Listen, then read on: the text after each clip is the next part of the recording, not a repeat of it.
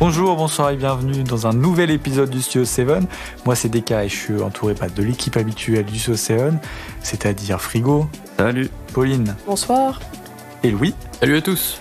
Et aujourd'hui on va parler une nouvelle fois du muet après l'épisode de la semaine dernière, qu'on vous invite d'ailleurs à écouter si ce n'est pas fait, dans lequel évidemment on retrace un petit peu le muet, le cinéma muet. Il y a des focus intéressants, on parle de son, il y a beaucoup de digressions, mais c'est intéressant, on vous le conseille. En même temps, on va pas dire le contraire. Et donc, dans cet épisode, on va se focus sur 3 films, plus particulièrement. Des films que Pauline, Louis et moi, on a choisis. Frigo les regardera et nous donnera son retour dans l'épisode du prochain thème. Enfin bon, vous avez compris. Exactement. Mais du coup, avant de commencer, c'est le retour de l'épisode de la dernière fois. C'était le teen movie. Exactement. Faut savoir que d'habitude, Frigo nous dit un petit peu des choses en off, on a un petit peu une idée de ce qu'il pense, on en discute un petit peu. Là, rien du tout, donc on sait pas du tout ce qu'il va dire. Peut-être qu'on va tomber de haut, peut-être pas. Je suis un homme mystérieux. Avant de te donner la parole, Frigo, comme c'est des retours, on va vraiment spoil à fond les films. Oui. En tout cas, on va pas se restreindre. Si on a besoin de parler de quoi que ce soit, on le fera. Donc si vous n'avez pas vu les films et que vous voulez rien savoir dessus, allez les voir avant. Les films en question, c'était Le Monde de Charlie pour moi. Ferris Bueller, la folle journée de Ferris Bueller pour moi.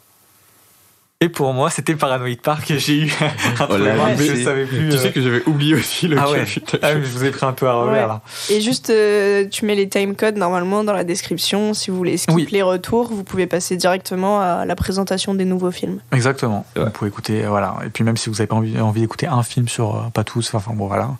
Il y a tout dans la description, n'hésitez pas. Alors Frigo, c'était comment cette movie Tu veux que je te dise comment ça s'est passé déjà ? Ouais. Bah écoute, déjà j'ai un peu le seum, vous m'avez fait mentir. Pourquoi ? Parce que du coup j'ai parlé du son et j'ai dit oui, souvent, il y a des groupes de rock avec des gens...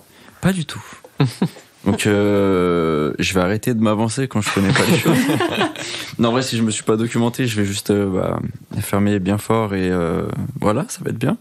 Après, c'est 3 films, ça veut pas dire que ça n'existe pas. Oui, mais du coup, sur ces 3 films, ça me fait très bien mentir. Du coup, bon, bien évidemment, voilà. Mais c'est pas très grave. Tu sais quoi, on va passer direct à la note de découverte, comme ça. Oh là là. Ouh là là. Non, en vrai, honnêtement... sur 10, donc. Sur 10, je pense qu'on est peut-être un 7, en vrai. Un 7 ou un 8. Il y a Louis qui est en train de casser. Excusez-moi. C'est pas vrai. Un bon 7-8. Un bon 7-8. En vrai, du coup, on va en parler un peu plus en profondeur. Mais ouais, du coup, j'ai été quand même... je m'attendais peut-être pas à ça, en fait, je pense. Du coup, ça m'a fait voir un autre aspect du teen movie. Ok. Puis du coup, c'est pas aussi comme moi je l'imaginais, parce que du coup, pour moi, c'était un film pour adolescents, alors que au final, non, c'est un film qui parle d'adolescents. Enfin, sur une grande partie, du moins de ce que vous m'avez parlé, c'est plutôt ça parle d'adolescence que pour des adolescents, tu vois. Mais je pense que c'est aussi pour les adolescents, tu vois. Ouais, mais je trouve que vos films prennent une dimension différente quand tu commences à être adulte ou jeune adulte, tu vois. Ouais. Pour les 3 pour les 3, pour le coup. Du coup, je vais commencer par Paranoid Park, du coup. En fait, je vais faire dans l'ordre chronologique de ce que j'ai vu. En général, tu commences par ceux que t'aimes le moins. Non, en vrai, honnêtement, en fait, il n'y a pas vraiment de question de ce que j'aime le moins ou pas, tu vois. C'est plutôt que là, déjà, je les ai fait dans l'ordre chronologique que vous m'avez conseillé. Et puis même. C'est vrai qu'on a conseillé un ordre. En fait, vu que Paranoid Park est le plus expérimental, avec des très grands guillemets, des 3 films, il a quand même besoin d'un peu plus de recul, même si je vous avoue que j'ai pas encore assez de recul sur le film, je pense. T'as pris des notes. Ah mais oui, c'est vrai, c'est ça qu'on avait dit qu'il fallait qu'il le regarde en avance. Oui. Exactement. T'as pris des notes. Oh là là. J'ai pris des notes. Enfin, j'ai pris des... En fait, ce que je fais, c'est que je note mon ressenti direct à la fin du film. Et puis Voilà, c'est ça. Intéressant. Donc du coup, pour Paranoid Park, déjà, j'ai bien aimé. En toute honnêteté. Globalement, j'ai aimé tous les films, vraiment... je sais pas comment dire... j'ai pas été en mode trop relou, tu vois. En vrai, j'ai quand même eu des bons films. J'ai trouvé que peut-être ce film manquait de data, dans le sens où, vu que c'est une adaptation de livre, peut-être que d'avoir lu le livre et de regarder le film, t'as une autre dimension au film. Enfin, je sais pas comment expliquer, mais j'ai l'impression de manquer de données en regardant le film. Je pense pas. Comme je disais, l'adaptation est très littéraire. Ouais. littéral, pardon. Et donc, je crois que t'as quasiment tout. Juste mais pas dans le même ordre, mais t'as tout. Je suis d'accord avec toi. Enfin, je peux pas te contredire, mais Pour appréhender plutôt. Ouais, en fait, je sais pas comment dire, mais j'ai l'impression qu'il y a quand même des trucs où peut-être le livre te donne un peu plus de clés pour mieux appréhender ce que tu vois. Enfin, je sais pas comment expliquer. Je pense vraiment pas, parce que c'est vis-à-vis de quoi que tu dis ça? Par rapport à la forme ou au fond? Un peu les deux. Ouais, parce que même si c'est pas dans le même ordre que le livre, je pense etc. que cette impression d'avoir du mal peut-être à appréhender, je pense que c'est vraiment dû à la forme. Et donc, du coup, c'est vraiment voulu et créé par le film, tu vois. Ouais. Le livre, t'aurais eu un truc très chronologique dans l'ordre, etc. Mais je pense que tu perds, parce qu'en fait c'est vraiment pas la même chose. Enfin, c'est vraiment la même histoire, mais c'est pas du tout la même façon de mettre en avant. Donc, ok. Je pense pas, parce que toutes les infos tu les as.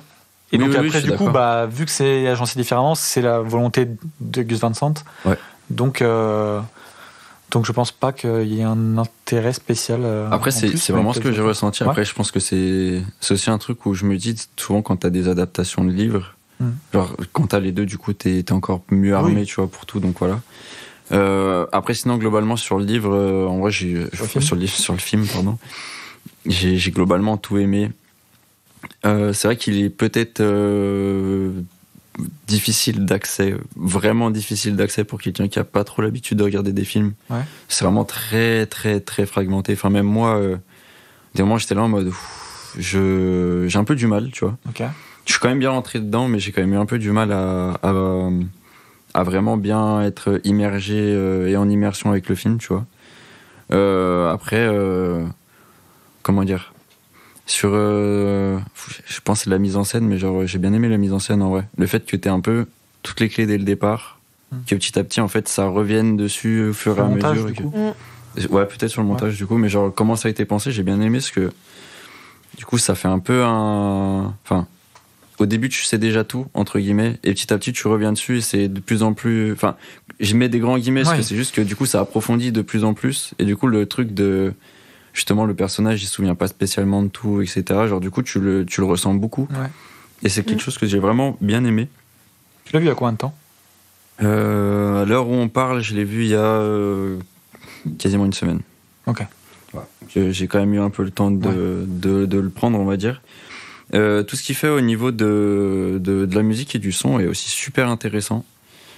Parce que t'as les moments où il est dans le parc et où c'est les plans un peu de skater au Super 8, je crois, si je me souviens pas. Bien, pardon. Je me souviens pas. Où en fait c'est une musique qui est en mode reverse, donc du coup en mise à l'envers. Du coup ça donne un sentiment un peu bizarre où tout est un peu flou. C'est très esthétique, machin, etc.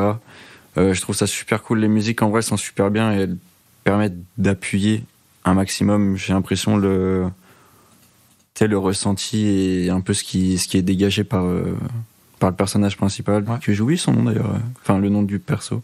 Alex. Oui, Alex, exactement. Puis globalement, ouais, voilà, j'ai bien aimé la fin, qui, je trouve, tu sais pas ce que tu dois en penser.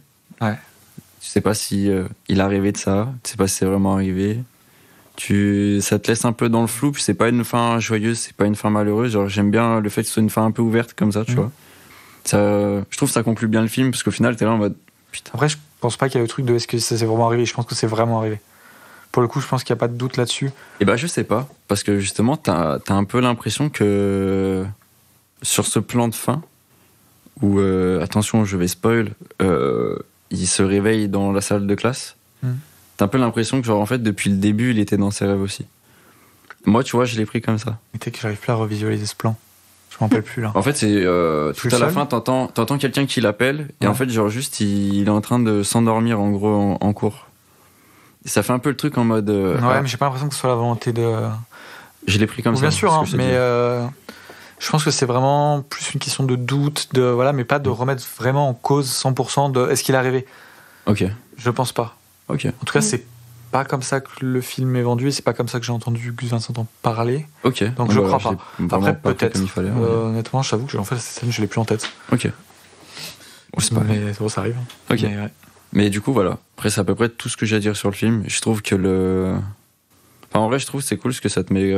Ça t'arrive quand même bien à te mettre à la place du personnage et avoir justement être même toi ça te pousse à réfléchir en mode ah ouais ça me serait arrivé, qu'est-ce que je dois faire, tu vois, genre est-ce qu'il est vraiment coupable ou pas, est-ce que c'était un accident ou pas, enfin genre j'ai bien aimé en vrai le truc comme ça. T'as senti un peu la distorsion du temps Oui, parce que du coup, en fait, là, il n'y a aucune chronologie, en fait. Il y a un moment où tu te dis, ah, c'est hier, après c'est demain, puis en même temps, c'est dans le futur, mais enfin, c'est un peu bizarre. Puis c'est vraiment cool. Puis du coup, ça met aussi le truc, la sex quest qu'on avait parlé, qui est genre un truc totalement à côté, où le gamin, il est là en mode, je vais pas te mentir, ce qui se passe dans le monde, je m'en fous, j'ai mes problèmes à moi, tu vois. Et je trouve que c'est même un peu actuel entre nous. Bon, bref, c'est comme ça. Mais non, je trouve que c'est vraiment cool la manière dont c'est abordé et comment c'est abordé. Voilà. Okay. Et le sujet abordé. Bah, allez le voir. Ouais, en vrai. Tu Mais de peux toute façon, tous les films, regardez tous les films. Ouais. Ouais, là, il me compte beaucoup. Du coup, j'ai suivi par Ferris Bueller, donc le film de Louis, que j'ai vraiment adoré. Enfin, j'ai adoré à peu près tous les films, mais vraiment Ferris Bueller, il m'a peut-être un peu plus touché.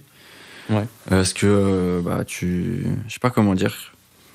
Le personnage principal, il est pas spécialement principal, et le propos du film t'est transmis super facilement, je trouve. Justement un peu ce passage à l'âge adulte, le fait de peut-être faire face aussi aux choses qui t'arrivent dans la vie, etc. Je trouve que c'est vraiment cool et c'est très bien abordé. Qu'est-ce que je pourrais dire d'autre? Le film est super drôle. Oui. Et il y a un peu un côté Malcolmesque, on va dire, avec le proviseur, ou genre... Enfin, pas le proviseur, mais genre le fait que Ferris, du coup, il te parle, ça fait un peu Malcolm en mode, et là, il va se passer ça, et du coup, il se passe un truc, tu vois. Tous les gars, en mode avec le proviseur, genre... Ouais, c'est génial, c'est du cartoon. C'est génial, ouais, c'est génial. Vraiment, c'est génial. Puis même tout le moment où il est autour de la maison, etc. et tout, c'est vraiment cartoonesque à mort. Franchement, c'est un truc que j'ai vraiment bien aimé et que je trouve très drôle. Et puis même au final, tu vois que Ferris, même si il est pas en train, entre guillemets, d'aider la personne directement, il permet de lui faire débloquer un truc. Ouais, de la faire avancer et tout. Et du coup, je trouve que c'est super cool. Le message qui est dans le film, je trouve qu'il est vraiment super cool. Ouais. Et tu parlais de l'humour, moi il y a un running gag qui me fait mourir de rire. C'est comme il se fait passer pour malade et que du coup la rumeur court partout dans le lycée et du coup ça va jusqu'à la ville et tout avec des appels aux dons pour sa maladie, ça me fait mourir. Non, c'est carrément, non, il a besoin d'un rein et tout, non vraiment c'est super. Et du coup Louis avait un peu peur du personnage de Ferris Bueller. Ouais. On n'est pas sur un. Oui, ça va. Bien sûr. C'est un gentil méchant, quoi. C'est oui. Voilà, quoi. C'est Minus et Cortex. Non, enfin, je veux dire, voilà, il est pas foncièrement méchant. Puis c'est pas, c'est un ado, exactement. Je suis d'accord. Non, en vrai, j'ai vraiment bien aimé le personnage, vraiment super cool, tu vois. Mais je tiens à souligner un truc parce que j'essaye au plus possible de faire, on va dire, mes expérimentations quand je regarde vos films. Et j'ai pu voir la VF que sur Ferris Bueller. Waouh! Je l'ai jamais vu en VF. À mes yeux, calamiteuse. Est-ce qu'il y a une VF un jour où t'as dit qu'elle était bien? Non, je te jure. À chaque fois. Non, mais les voix choisies et les doublages sont. Je trouve que c'est une catastrophe. Ils ont rebrité des trucs, mais genre ça tombe au ridicule. J'ai mis vraiment du temps parce qu'il y a ils volent une Ferrari. Oui. 410, je crois, je sais. Une voiture, une très bonne Ferrari, en gros, une vieille. Et je me suis dit, est-ce qu'ils sont allés à remplacer le bruit de la voiture? Et oui. Et non. Ah. Ça va, pour le coup, ils l'ont pas fait. Mais ils ont déçu. Ouais, moi aussi. Ils ont remplacé des bruits de feuilles, genre, t'entends des trucs en mode des classeurs qui tombent, machin et tout dans la VO. Et dans la VF, t'entends juste des petits bruits de feuilles, tu vois, qui se tournent. Tu sais, t'entends vraiment genre. Putain, c'est pas possible, tu vois. Puis même je sais pas comment dire, le caractère des personnages, il est vraiment grossi par la VF, où genre le principal, il a une voix de débile, et c'est vraiment foncièrement un débile quand il parle, tu vois. Et je trouve ça insupportable en fait. Ok. Même la voix de Ferris ou les trucs, genre c'est vraiment pas ouf. Donc, on va dire petit point négatif. La VF. Ne le regardez pas en VF. Bon, ça, c'est voilà. Un petit point négatif, quoi. Ouais. Mais sinon, film très bien, allez le voir, on le répétera jamais assez.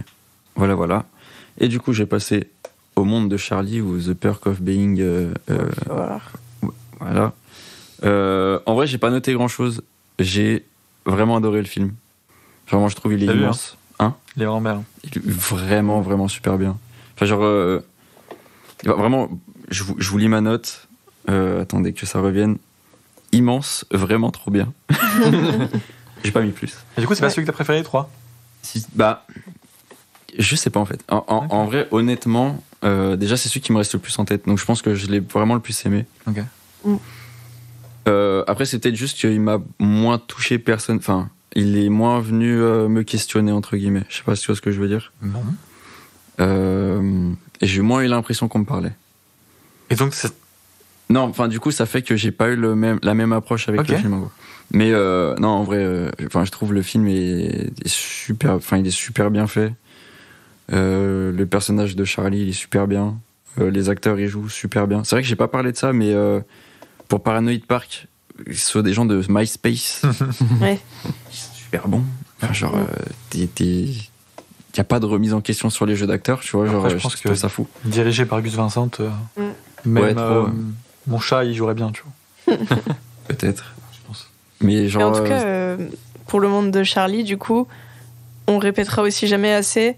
Ne vous fiez pas au poster, au tagline, même au casting, parce que quand tu vois ça, enfin en fait moi j'avais pas forcément ce réflexe là parce que du coup je l'ai connu il y a longtemps, mais c'est vrai qu'aujourd'hui tu vois la pochette, l'affiche verte un peu dégueulasse avec Ezra Miller, Emma Watson, avec écrit on ne passe qu'une fois à l'âge adulte, tu te dis ok ça va être catastrophique.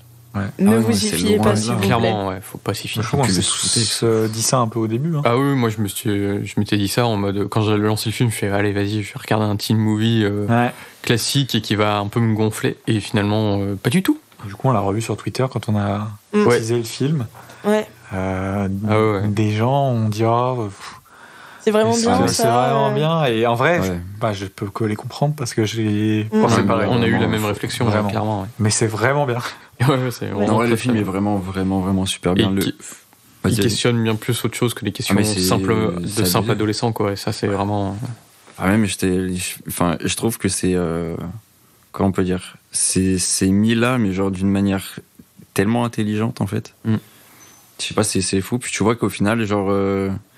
Il y en a aucun qui est épargné quasiment, tu vois. Et je trouve que c'est vachement cool. Puis c'est encore pareil. Ça fait un peu écho à ce qui se passe actuellement. Non, mais genre, ça remet beaucoup en cause, du coup, les traumas d'enfants.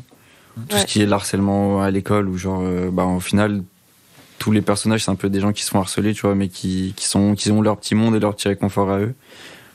Par leurs amis, principalement. Puis, je sais pas, ça fait bizarre aussi de voir Emma Watson dans ce genre de rôle. Ça fait du bien, ouais. Là, juste pour moi, c'est juste, c'est un peu, ça n'a aucun sens ce que je dis, mais je veux dire, j'ai vu le film et le soir même, il y avait Harry Potter qui passait à la télé. Et du coup, j'ai vu Hermione Granger et là, je fais, waouh, le fossé. Ouais. Mais ça fait du bien, je suis bien d'accord, parce que ça, enfin, quand t'as comment on dit, t'as le rôle d'Emma Watson en toi et que tu passes à un rôle comme ça, c'est Harry assez Potter impressionnant. 4, c'est un peu un teen movie en vrai. Hein. Oui. Je sais pas, j'ai pas vu Harry Potter. Les Harry Potter. Mais surtout le 4. Ouais. Avec le truc du bal. C'est pas le meilleur ? C'est pas celui par Quaron ? Non, c'est le 3. C'est le 3. Ok. Pour dire, c'était petit aparté. Mais non, en vrai, j'ai vraiment trop aimé le film, puis même le fait que la fin ne soit pas spécialement heureuse, je trouve ça trop cool, surtout pour, on va dire, un thème qui est le teen movie, où tu te dis c'est forcément un truc joyeux, genre c'est pas joyeux, t'as pas forcément une bonne fin. Je sais pas, je trouve ça vraiment super bien. Puis je sais pas tout comment ça a été fait, où tu comprends en fait, quand t'arrives à la fin, tu comprends un peu justement tous les blocages que tous les personnages ont tout au long du film, tu vois, et tu te dis genre c'est vraiment super bien réfléchi et c'est super bien amené, quoi. De ce côté, ça m'a pensé à Mysterious Skin. Ouais, c'est vrai. Pas vu. Ça te parlera pas parce que tu l'as pas vu. Ouais. Mais ça parlera du coup qu'à ceux qui l'ont vu. Mais voilà. Le truc où c'est jamais dit avec des mots, mais où tu comprends quand même très bien avec le déroulement. Je trouve vraiment le film, il est super, vraiment super. Donc meilleur thème pour l'instant de la saison. Sur deux thèmes, sur deux, bon. C'est que deux. C'est vrai qu'on est en train d'enregistrer le troisième. Et oui. Et donc meilleur thème sur deux. Oui, mais bon, là. Ah, bah, je te repose la question à chaque fois. Ouais, bah, si tu veux. Ok. Ouais, je profite de ces retours du coup sur le Teen Movie pour parler vite fait d'un film que j'avais pas vu au moment où on a enregistré et que j'ai vu depuis parce que c'est le film que Yal Sada avait choisi pour sa carte blanche en Super 7 Club, qui est Les Particules de Blas Harrison. C'est un film qui est sorti en 2019 français et c'est un teen movie fantastique. Et en fait, c'est vraiment génial. Je vais pas élaborer parce que du coup, c'est pas le thème de l'épisode, mais il est dispo sur Canal+. Donc je vous encourage vivement à aller le voir parce que voilà, c'est un petit rattrapage parce que je l'avais pas vu au moment du Teen Movie, donc évidemment je pouvais pas en parler. Donc voilà, je vous encourage maintenant à aller sur Canal+, voir Les Particules. C'est un très très très bon film français avec de la science-fiction, Teen Movie, tout ce qu'il faut. Okay. C'est vrai, le teen movie n'est pas obligé d'être réaliste. Tu peux avoir un teen movie fantastique ou alors là, c'est pas la petite question, mais ça m'intrigue du coup. Bah oui, et en plus là, c'est vraiment, en fait, c'est des éléments fantastiques qui vont venir un peu symboliser des trucs de la période adolescente, on va dire. Du coup, est-ce que Hunger Games, par exemple, c'est un teen movie? Non, j'aurais pas tendance à dire ça. Non, il n'y a pas trop de questions de ça. Mais X-Men. Ouais. Bah oui, on parlait de super-héros. En parlant de super-héros, tu vois, X-Men, Spider-Man et tout, il y a un peu de teen movie. On vous invite à réécouter notre épisode sur le super-héros. Sur les super-héros. C'est vrai, comme quoi il y en a des épisodes à écouter. Et puis, bah voilà. Ouais. Est-ce que tu as d'autres trucs à dire? Écoute, non. Eh bien, très bien. Voilà. On va donc passer au gros de cet épisode, qui est la présentation des 3 films qu'on a choisis. Pauline, Louis et moi. Bon, évidemment, si vous avez lancé l'épisode, c'est que vous connaissez les films, parce que c'est littéralement écrit sur le titre de l'épisode, mais on va quand même les redonner. Ouais. Pauline, qu'est-ce que tu as choisi? J'ai choisi L'homme à la caméra de Dziga Vertov. D'ailleurs, pas la première fois qu'on en parle, je crois que c'est un film qu'on a évoqué dans le documentaire.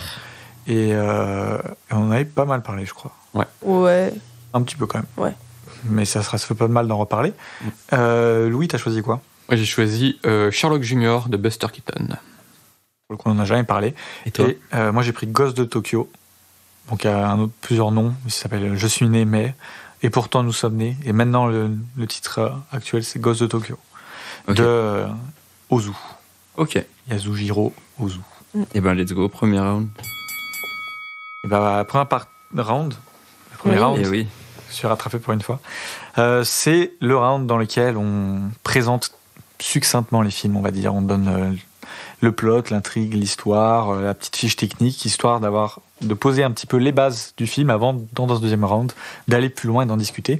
Et comme d'habitude, c'est Pauline qui commence. Ouais. Et alors, je vais être très courte, parce que donc, L'homme à la caméra, film de Dziga Vertov, soviétique, sorti en 1929, en noir et blanc. Il est dispo sur YouTube, c'est là où je l'ai vu, et Univers Ciné. Et en fait, je vais être très courte parce que faire un résumé de ce film, c'est pas très possible. En fait, c'est un docu expérimental. Et vraiment, il n'y a pas de scénario. Il y a pas de... Enfin, en gros, il filme le quotidien d'habitants soviétiques. Et il expérimente. Et il n'y a pas grand-chose à dire de plus sur le plot. Non. Par contre, on peut dire que Dziga Vertov fait partie de l'avant-garde soviétique, si je dis pas de bêtises. Ouais, mais je comptais en parler en deuxième partie, du coup. Ouais, mais c'est juste pour dire, du coup, qu'on en discute un petit peu dans la première partie. Ouais. Si ça vous intéresse et que vous l'avez pas entendu, on en parle un petit peu. Voilà. Ok. Et accessibilité? Ah, ça, c'est une bonne question, en vrai. Parce que là, comme tu me dis, c'est un 2. Ouais, mais non. En fait, c'est drôle parce que c'est à la fois très accessible, à la fois pas très accessible. Genre, un petit peu. En fait, ça se regarde hyper bien. Ah, j'ai pas dit la durée parce que je l'ai pas noté, mais je crois qu'il fait 1 heure. Je laisse DK vérifier pendant que je t'explique pourquoi c'est accessible. Okay. En fait, c'est hyper. Il tourne ça de manière hyper ludique. Et tu ressens le plaisir qu'il prend à faire ses expérimentations visuelles. Ce qui fait que même si ça peut un peu perdre le fait qu'il n'y ait pas de scénario, etc., ça se regarde quand même vachement bien. Donc je sais pas, je dirais peut-être 6. Ouais, c'est pas mal 6. Ouais. Et en plus, tu prends plaisir à voir les expérimentations visuelles. Genre, tu te dis, putain, mais le film, il a 100 ans et il fait ça, quoi. Ok. Et c'est assez dingue. Il fait 1h08. 1h08. Voilà. Et en fait, je trouve que c'est le genre de film, l'accessibilité dépend vraiment de si tu le lances de toi-même ou pas.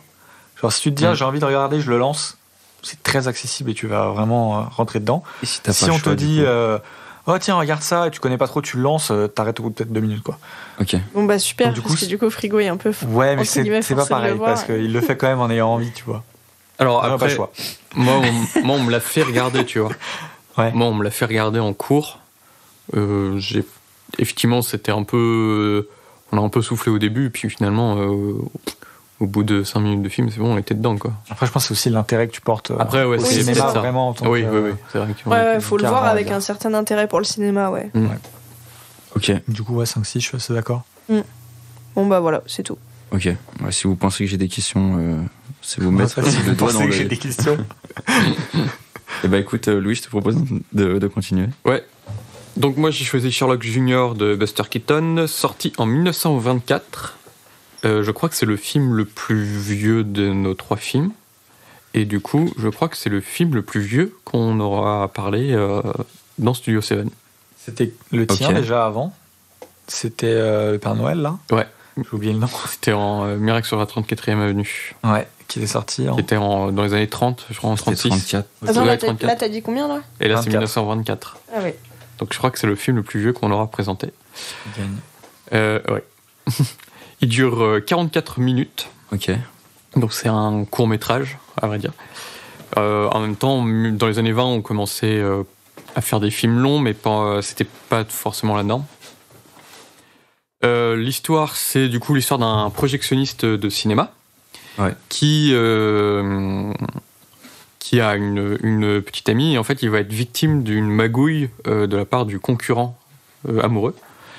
Et ce projectionniste se rêve aussi d'être détective, et il va se mettre à rêver qu'il est le meilleur détective du monde pour résoudre une affaire. Ok. Voilà. Ok. Et qu'est-ce qu'il y a d'autre ? L'accessibilité, c'est du 9 sur 10. Ouais. Moi j'aurais dit 8 parce que 8 même, parce que c'est un film muet. Et c'est vrai que le film muet, on a toujours du mal un petit peu à rentrer dedans. Ouais, je dirais 8 sur 10. Il est dispo où, tu m'as dit ? Dispo sur YouTube et Universiné. Ok. Son muet, c'est toujours quasiment sur YouTube. Hein. Ouais. Écoute, on sait pas. Hein. Et c'est avec... c'est de et avec Buster Keaton. Ok. Et Buster Keaton est un des acteurs burlesques qu'il y avait à l'époque avec Charlie Chaplin, Harold Lloyd, Laurel et Hardy, etc. etc. Ok. Moi, j'ai pas plus de questions. Bah, à toi. Moi non plus. Après, 3 films en noir et blanc aussi, on l'a pas dit. Mais... Ah oui. Oui, enfin, je m'en... étrangement, je m'en doutais. Bah, étrangement, si on avait pris L'homme sur la Lune, enfin, je sais plus le titre exact. Voyage dans la Lune, c'est la couleur. Oui, alors, étrangement, si le tout premier film de science-fiction ? Oui, c'est celui. On parlait d'un premier. Mais sinon, si j'avais pris le Fantôme de l'Opéra, je t'aurais pas dit qu'il est en couleur, mais teinté. Ah, ok. C'est vrai. Nuance. À mon tour ? Bah ouais. Et bah du coup, j'ai choisi Ghost de Tokyo de Yasujiro Ozu, qui est sorti en 1932. Excusez-moi. Le titre original du coup du film, c'est Je suis né, mais ça fait partie d'une série de films que Ozu a fait, qui s'appelle, enfin, je sais pas si c'est vraiment le vrai nom ou un nom qui a été donné a posteriori, qui est la série de la désillusion, avec J'ai été diplômé, mais qui est sorti en 1929, où il nous reste que 10 minutes aujourd'hui. Comme je disais, il y a beaucoup de films muets japonais qui n'existent plus. Ouais. J'ai été recalé mai 1 an plus tard, et du coup 2 ans plus tard, Je suis né mai. Donc du coup, Ghost de Tokyo. Alors, c'est un film qui dure 1h30. J'ai l'impression quand même qu'au Japon, ils font des films muets un peu plus longs que dans le reste du monde à cette période. Enfin, je sais pas. Bah, ça dépend. Chaplin, Chaplin, Les Lumières de la Ville, qui est sortie 1 an avant. Ça dit 33, hein, c'est ça ? 32. La même année que Les Lumières de la Ville, il fait 1h30 aussi. Ouais, j'ai des conneries. Et puis il y a des films muets bien avant qui font 3 heures. Donc, et puis tout à l'heure, on a parlé de Naissance d'une Naissance. Voilà, on a parlé de Naissance d'une Nation qui a fait plus de 3 heures. Ouais, non, du coup, c'est des bêtises. Mais du coup, l'histoire, tu suis 2 frères, 2 enfants. Alors bon, c'est un truc qui revient souvent dans le cinéma japonais, les enfants, qui ont un peu leur péripéties. En fait, leur père est employé et va déménager. Et donc, ils vont arriver dans une nouvelle petite banlieue, enfin, un nouvel endroit. Et puis, tu vas suivre un petit peu. Ils vont à l'école, ils font leurs trucs. Et je sais pas à partir de quand c'est un spoil, mais en gros, ils vont à un moment se faire une grève de la faim contre leur père. Et on suit un peu cette histoire. D'accord. Voilà. comme présentation. J'ai pas grand-chose de plus à dire. Il est dispo sur YouTube. Et accessibilité 4 okay. Non, quand même pas. Bah, en fait, il faut le tenir, quoi. En fait, il est pas accessible, mais genre... Ouais, j'aurais dit 5, tu vois. Ouais. Parce que c'est pas une non-accessibilité narrative, c'est... T'ennuies un peu. C'est ça, c'est... Ouais. Ouais, genre c'est long, quoi. Moi, j'aurais mis 6, mais bon, ça, c'est... Ouais, bon, bah voilà, quoi. On va dire 5 alors, parce qu'on va faire une moyenne de tout ça. Ok. Donc voilà. Ok. Bah, écoute, oui. On passe au deuxième round. Allez. Donc on a présenté les films. Du coup, deuxième round, bah, comme on disait, c'est là où on va aller un peu plus loin dans la discussion. On va pouvoir échanger et apporter plus de points précis. Et c'est de nouveau Pauline qui commence. Ouais. Bah, du coup, tu as commencé à le dire dans le premier round, mais Dziga Vertov, le réalisateur, effectivement, c'est un réalisateur de l'avant-garde soviétique. Et L'homme à la caméra, c'est considéré comme l'un des films les plus représentatifs, ou du moins un manifeste de l'avant-garde soviétique et du constructivisme. Et dans le sens où on est vraiment dans de la recherche esthétique, ce qui était l'un des buts de l'avant-garde, l'expérimentation, la recherche d'une nouvelle esthétique. Et en plus, après la réalisation de L'homme à la caméra, il y a eu un peu des contraintes qui ont été imposées dans le cinéma, et lui, c'est vraiment un film qui a été fait libre de toute contrainte. Donc c'est pour ça qu'il est vraiment très... Enfin, il se prive de rien, quoi, Dziga Vertov. Il a fait le film avec son frère, qui était chez FOP, et ils se mettent en scène. Enfin, bon, voilà, vraiment, c'est un film très libre. Louis, je vois que tu l'aimes vraiment. Ouais, je voulais juste, sur les contraintes, justement, du cinéma soviétique, ça peut essentiellement venir de Eisenstein, qui donc tournait pour le parti et tout, mais qui a fait à un moment une scène considérée comme trotskiste, donc à la gloire de Léon Trotsky, et ça n'a pas plu forcément au parti communiste dirigé par Staline, et qui a décidé de resserrer un petit peu les vis sur le cinéma soviétique de l'époque, donc ça à peu près à la même époque, et qui amène aussi à Eisenstein à se barrer très vite de l'URSS à l'époque. Ouais. Ok. Et du coup, c'est drôle parce que les noms de Dziga Vertov et de Eisenstein, c'est ceux qui ressortent le plus quand on parle de l'avant-garde. Mais il faut savoir que Eisenstein méprise L'homme à la caméra. Non, mais ils sont rivaux. Hein, oui, ils sont rivaux. Mais donc, en gros, ils étaient dans le même mouvement, mais ils n'avaient pas du tout la même vision des choses. Donc, pour sortir une petite citation d'Eisenstein sur L'homme à la caméra, il dit que c'est un coq à l'âne formaliste et de pitrerie gratuite dans l'emploi de la caméra. Bah, tu sais que je suis d'accord avec lui, mais pas de manière négative. Bah, je suis d'accord. Oui. En fait, c'est une assez bonne description du film. Un coq à l'âne formaliste, je sais pas, mais les pitreries avec la caméra, oui, c'est un peu ça. Sauf que Eisenstein, lui, il voit ça comme, en gros, il a rien à dire avec son cinéma, et donc ça sert à rien. Alors que pour moi, il a pas rien à dire, Dziga Vertov, avec L'homme à la caméra. Mais ça m'amène à une question que j'avais posée, c'est que j'avais quand même l'impression que dans l'avant-garde soviétique, il y a quand même une réelle recherche d'un message politique, quoi. Et j'ai l'impression que dans L'homme à la caméra, quand on compare par exemple au cuirassé Potemkin ou à la grève, donc du coup d'Eisenstein, il y a absolument pas cette même dimension politique. Et je pense que c'est pour ça qu'Eisenstein, il est en mode, bon, on est là pour faire du cinéma, mais surtout pour un peu faire aussi de l'éducation populaire, et un peu créer une idéologie révolutionnaire. Et là, enfin, t'es en train de te balader avec ta caméra, foutre, quoi. Et en fait, je pense que c'est surtout que c'est des visions très différentes de qu'est-ce qui est politique ou non, tu vois. Pour Eisenstein, c'est vraiment un message politique clair, alors que pour Dziga Vertov, ça va plus être, je vais montrer des gens je crois qu'il a pas mal tourné à Odessa, en Russie. Donc je vais montrer le quotidien des gens, le quotidien de prolétaires, tu vois. Et au milieu, il va faire d'autres trucs. Mais voilà. Et en fait, ce film, il illustre un mouvement qui s'appelle le Kino Pravda. Ouais.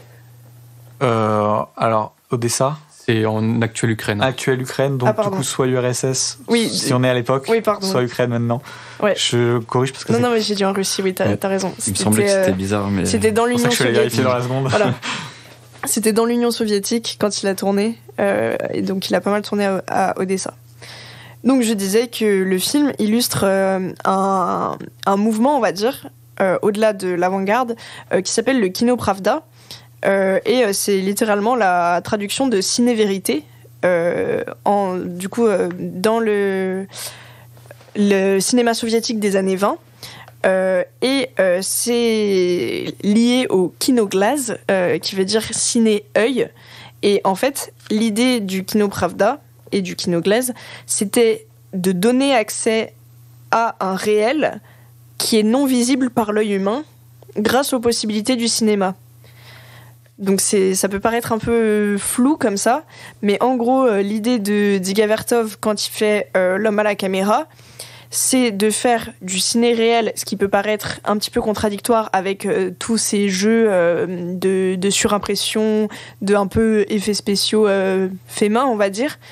Mais en fait, c'est pour dire, en fait, il y a un autre réel que l'homme ne voit pas, et subtilement, justement, apporter ce message politique de ce qu'on regarde pas, en fait. Donc voilà, c'est pour ça que je dis que c'est dans la méthode et dans la conception, je pense, de ce qui est politique ou pas. Ils n'étaient pas du tout d'accord, Dziga Vertov et Eisenstein. Après, je peux concevoir que... Je trouve ça très intriguant qu'ils disent qu'il y a un réel qu'on ne voit pas. Enfin, alors bon, je connais pas toutes les mouvances marxistes, etc., mais ça me semble... du coup, ça aller en contre-courant plutôt de ce que, par exemple, devrait penser quelqu'un comme Eisenstein, de un peu la matérialité des idées, tu vois, qui est dans quelque chose de matériel, et que les idées du coup ne sont pas dans quelque chose qu'on ne voit pas, dans un domaine un peu flou. Et là, c'est vrai que du coup, je trouve ça vachement intéressant, intriguant. Oui, mais là, je pense que c'est plutôt dans un sens la condition. Enfin, tu vois, les gens qui ferment les yeux sur. Dans ce sens sur certaines choses, tu aliénation vois. Un peu. Ouais, voilà. Ouais. Okay. À mon avis, c'est comme ça que je l'ai interprété. Après, c'est très riche le cinéma soviétique sur ces questions-là, vraiment très riche. Ouais. Voilà. Après, je peux comprendre qu'on le prenne aussi plus comme un truc de clown, un numéro de clown un peu en quelque sorte, ce film. Et j'avoue que moi, la première fois que je l'ai vu de prime abord, c'est ce qui m'a plu dans le film. C'est que le film est vraiment un truc expérimental, complètement barré, et t'es là et tu te dis, attends, il date de quelle année déjà? 1929, genre ça paraît fou. Et il y a une espèce d'iconographie qui te reste en mémoire limite pour toute ta vie, quoi, avec ce mec qui va apparaître gigantesque avec sa caméra au-dessus de la ville, l'œil dans la caméra, etc. Et il y a toute une dimension un petit peu méta, on va dire, dans le film, où tu vas voir, au début, ça va s'ouvrir avec des fauteuils de cinéma qui s'ouvrent. Il y a des moments où tu vois le film en train d'être monté. Tu vois le chef-op qui place sa caméra, des trucs comme ça. Et du coup, c'est aussi un peu sur la conception du film et comment faire un film avec ils sont 4 je crois sur le tournage, un truc comme ça, 3 même, c'est comment il va décider de faire un film et de se filmer en train de faire le film. C'est très très méta, et du coup c'est assez amusant à voir, et ça contrecarre un peu le côté expérimental bizarre. Après, on parlait donc dans la première partie sur le cinéma muet, donc beaucoup du son et des bandes originales. Faut savoir que ce film, il avait pas de bande originale avant 1983, parce que c'était joué en direct, improvisé, etc. Et donc il y avait aucune musique créée vraiment pour le film, enregistrée avant 1983. Et depuis, il y en a eu pas mal qui ont été faites. Successivement des orchestres symphoniques ou des trucs comme ça qui ont chacun à leur tour créé une musique pour le film. Et du coup, la version dispo sur YouTube, c'est un orchestre symphonique anglais, je crois, qui a fait la bande originale et qui date de 2000. Donc 70 ans après la création du film, quoi. Donc voilà. Et voilà. Et après, oui, aussi, pour ce qu'on n'a pas dit sur Dziga Vertov, qui est assez important, et on a pu évoquer ce nom dans un autre contexte, c'est que Jean-Luc Godard, il avait créé le groupe Dziga Vertov pour faire des films maoïstes, en reprenant le nom de Dziga Vertov en hommage, quoi. On avait parlé aussi dans... c'est le nom du film sur le Vietnam. Loin du Vietnam. Loin du Vietnam, dans lequel il commence son truc en se mettant un peu en scène comme l'homme à la caméra, justement. Oui, voilà, c'est ça. Donc oui, voilà, Godard était plutôt très fan de Dziga Vertov. Et c'est pas étonnant, vu que, déjà, politiquement parlant, ils étaient plutôt proches, mais surtout le côté ciné-vérité. Oui, que cherchait un peu la nouvelle vague et tout française. Ciné-vérité, mais aussi beaucoup ce truc d'expérimentation de comment on va pouvoir tordre au maximum ce qu'on peut faire avec une image pour faire quelque chose de nouveau, quoi. Et l'homme à la caméra, ça a vraiment ce truc fragmenté où tu vas suivre, j'en sais rien moi, quelqu'un qui étend son linge et puis d'un coup tu passes sur un truc un peu effet spécial donc de le mec avec sa caméra et le titre l'homme à la caméra, c'est vraiment en mode c'est représentatif de ça, c'est juste un gars avec une caméra qui a filmé plein de trucs et qui a fait des expérimentations avec, et ça donne un peu un patchwork d'idées, mais qui étonnamment se lie assez bien et fonctionne très bien. Et puis il est pas très long, tu vois, à peine plus d'1 heure. Donc en vrai, t'as pas trop le temps de t'ennuyer, je trouve. Mais du coup, je dois le prendre comment? Genre, c'est un documentaire ou je dois plus le prendre comme un essai cinématographique en gros? Moi je pense que le mot essai il est plus adapté. Mais est-ce qu'un essai cinématographique n'est pas un documentaire? Pas forcément. On avait parlé dans le docu avec Chris Marker. Je veux dire, est-ce que je dois m'attendre à être documenté sur quelque chose? Non. Voilà, sur l'histoire du cinéma. Oui, c'est ça. Vous êtes des poètes. Non, mais c'est vrai. Non, mais je sais, sur la vie quotidienne. La dénomination entre guillemets officielle du film, c'est docu expérimental. Ok. Voilà. D'accord. C'est tout. Je crois que j'ai rien d'autre. Je me rappelle Chris Marker, je me sens bien. Non, mais en vrai, oui. Enfin. Les réalisateurs de la nouvelle vague, de toute manière, prennent beaucoup aux réalisateurs soviétiques. Ne dis pas ça de Chris Marker. Il aime pas qu'on parle de lui comme ça. Qu'on parle de nouvelle vague. Oui.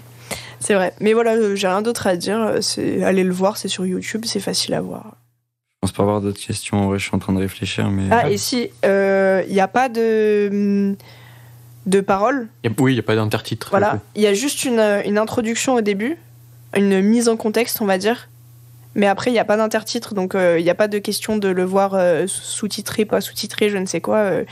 C'est pas besoin. C'est marrant parce que du coup, un des héritiers aussi du coup de l'homme à la caméra, là je viens d'y penser, c'est le clip musical. Dans le sens un peu de monter des trucs qui n'ont rien à voir les uns avec les autres et tout, mais qui forment un objet filmique. Il y a un côté un peu clipesque. Il y a un héritage aussi sur tout le questionnement du documentariste qui se met en scène. Et là, je pense à Herzog, par exemple. Il y a des beaux noms qu'on est en train de citer. Non, mais voilà. C'est que je vais citer Herzog en plus tout à l'heure. Ah bon, parfait. Non, voilà, je laisse la parole à Louis. Je pense que j'ai tout dit sur mon film. Ouais, est-ce que ça te fait envie ou est-ce que ça te fait peur? Ça me fait un peu peur. Je vais être honnête, ça me fait un peu peur. Non, mais je peux comprendre. Voilà. Juste, il n'y a pas de... Enfin, du coup, il y a vraiment aucune recherche de mise en scène, du coup. Après, je sais que vous l'avez dit, mais je veux dire, il n'y a aucun... comment on peut dire? Il n'y a rien qui est scénarisé dedans. C'est vraiment que de la prise de vue comme ça, quoi. Si un peu, tu sens quand même qu'ils ciblent certaines choses, qu'ils filment sur vraiment ce quotidien de gens random, tu vois, d'habitants, pour peut-être toucher à quelque chose d'un peu universel au milieu d'un truc si singulier, quoi. Ok. Non, je suis sûr de ne pas avoir d'autres questions. Ok. Juste vous, Deka et Louis, vous l'avez découvert pour l'épisode? Non. Non, moi je l'ai vu pour les cours, à l'époque. On avait parlé dans le documentaire. Ok. Et en disant que j'avais dit à l'époque, il a inventé le cinéma avec ce film. Non, c'est un peu vrai. Hein. C'est un peu vrai. Donc voilà. Ok. Et globalement, vous l'aviez bien aimé à votre premier visionnage ou pas? Ouais. Oui. Ok. Du coup, je t'invite à réécouter l'épisode de documentaire où je parle de ce premier visionnage. D'accord. Ok. Bon bah vas-y Louis, tu peux prendre la suite. J'enchaîne. Ça va être un peu moins long que Pauline, en vrai, je n'ai pas grand-chose à dire sur Sherlock Junior. Ouais. C'est un film que je trouve assez formidable dans sa gestion de l'espace et de l'acteur. Donc on est typiquement dans le burlesque américain, hérité aussi un peu du cirque et des clowns. Donc Buster Keaton est un peu ce clown triste qui sourit jamais et tout. Et il va jouer avec l'espace. Il y a toute une scène où il va à l'arrière-plan pour revenir au second plan. Il y a tout un jeu de cascades impressionnantes pour l'époque. C'est dingo. Buster Keaton, enfin, il existe, si vous voulez aller voir, des tas de montages des cascades de Buster Keaton. C'est fou que le mec faisait tout. Enfin, il risquait sa vie. Un peu l'ancêtre de Tom Cruise, quoi. J'allais dire, ouais. Ouais, c'est un peu ça. Et un de ses héritiers, c'est Jackie Chan.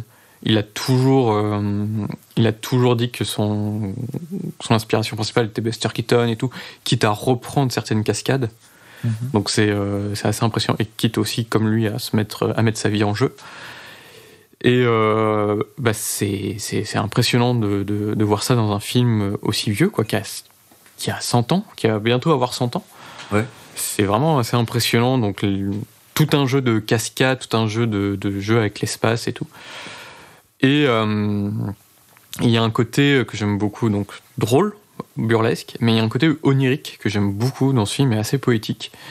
Il va se mettre à rêver, du coup, et la façon dont c'est mis en scène, je la trouve très belle, déjà très simple. Moi, il y a une technique qui est très simple, c'est la surimpression, du coup, dont on parlait. Technique de cinéma super simple, mais moi que j'adore voir. Je trouve que ça donne un côté poétique à l'image. Et du coup, il y a ça dans le film, il y a une technique de surimpression. Et il va moi, tu me mets un film nul à chier, tu me mets des surimpressions dedans. Voilà, c'est bon. On est d'accord. Et il y a toute une scène où il y a un côté méta, parce qu'il va se rentrer dans un écran de cinéma, du coup. Et qui me fait beaucoup penser à La Rose pourpre du Caire aussi, dont on avait parlé dans la première saison. Je sais qu'on l'avait dit dans d'autres épisodes, mais vu qu'on l'a dit autant pour le film de Pauline que le tien, qu'est-ce que la surimpression, pour ceux qui ne savent pas? Ah oui.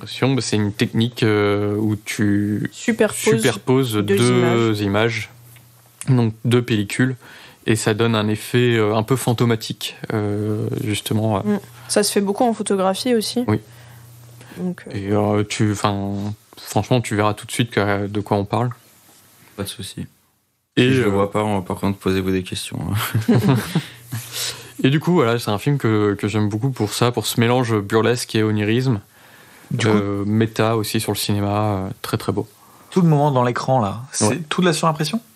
Quasiment. C'est ce moment-là, la surimpression? Non, quand il sort de son corps, et après il rentre dans l'écran de cinéma. Ah oui, d'accord. Et il change de décor. Le moment où il change de décor de cinéma, je trouve ça fou. On en parlera dans les retours, mais je pense que c'est de la surimpression. Je pense aussi, mais je trouve la scène dingo, quoi. C'est des effets spéciaux super simples. Et qui ont à peine vieilli, en fait. Et en 100 ans. Enfin, l'an prochain, ça fera 100 ans, quoi. Et c'est fou. Et c'est dingo. Et donc, du coup, c'est un film super accessible, drôle, beau, visuellement, vraiment très, très beau. Et une histoire simple. Mais voilà, les gags, ils marchent de ouf. Il y a toute une scène avec le billard, moi, qui me fait mourir de rire. C'est des gags, en plus subtils que chez Chaplin. Je trouve, là où Chaplin est pas mal dans le gag un peu cartoon physique, il y a un peu de ça chez Keaton, mais il va rajouter des éléments de hors-champ et tout, qui marchent vachement bien, et que je trouve très drôle, moi. Okay. Ouais. J'ai vu le film il y a un bail, et du coup je me rappelle pas hyper bien des scènes visuellement, tu vois, mais je me rappelle du sentiment qu'il m'a laissé, à savoir d'être trop heureuse. Genre, c'est le film, t'as le sourire tout le long, et c'est un film qui rend trop heureux. Exactement. Et franchement, il m'a laissé sur le cul, quoi. Vraiment, c'est un des rares films qui m'a laissé sur le cul autant, quoi. Ok. Super truc à dire. Déjà, il y a un truc que j'adore avec ce genre de film, en tout cas les vieux films comme ça, et qui n'est plus du tout possible maintenant, c'est face à un effet spécial, vraiment te dire, mais comment ils ont fait ce truc-là. Un truc qui n'est plus du tout possible maintenant avec le numérique, les effets spéciaux, on se dit comment il l'a fait avec un ordinateur, ça s'arrête là, tu vois. Mais je trouve qu'il y a vraiment Oui, mais parce qu'il y a des réals dont tu sais qu'ils sont très fans des effets pratiques et qui font tout en effets pratiques. Oui, mais je vois ce que tu veux dire en majorité. C'est quand même, c'est différent, tu vois. Je trouve qu'il y a vraiment un truc dans ces vieux films, parce qu'en plus il y a aussi l'aspect de c'était à 100 ans. Oui. Et là, ce qu'il est en train de faire, mais comment il le fait, quoi. Et je trouve quand même, c'est très rare que je me pose devant un film récent, je me dis waouh, comment il l'a fait. Et parce que aussi aujourd'hui, s'il le fait, je me dis il n'a pas les moyens qu'il y avait à 100 ans pour le faire.